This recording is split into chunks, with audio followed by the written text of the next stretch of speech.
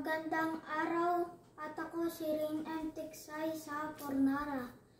Ang mga sagisag ng pagkakakilanlan ng Pilipinas ay sumasalamin sa kultura, kasaysayan at mga tradisyonal na bansa.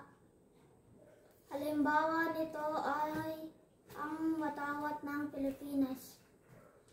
Ang watawat ay simbolo ng kalayaan at pagkakaisa ng bansa.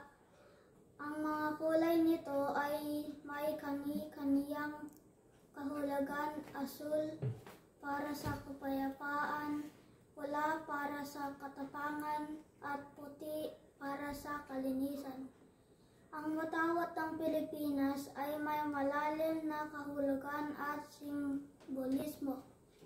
Ang asul na bahagi ay sumisimbolo ng kapayapaan, katotohanan at katarungan. Ang pulang bahagi ay sumisimbolo ng katapangan at kagitingan. Ang puting tatsulok ay kumakatawan ng kalayaan, pagkakapantay-pantay at pagkakatipan. Ang tatlong bituin ay kumakatawan sa tatlong pangunahing rehiyon ng Pilipinas: Luzon, Visayas at Mindanao.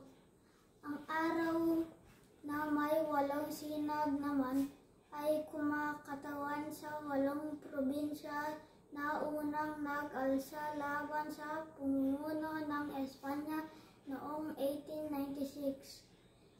Manila, Bulacan, Tarlac, Pampanga, Nueva Ecija, Laguna, Batangas at Cavite. Ang watawat ay isang mahalagang simbolo ng pagkakakilanlan at pagmamahal sa bayan.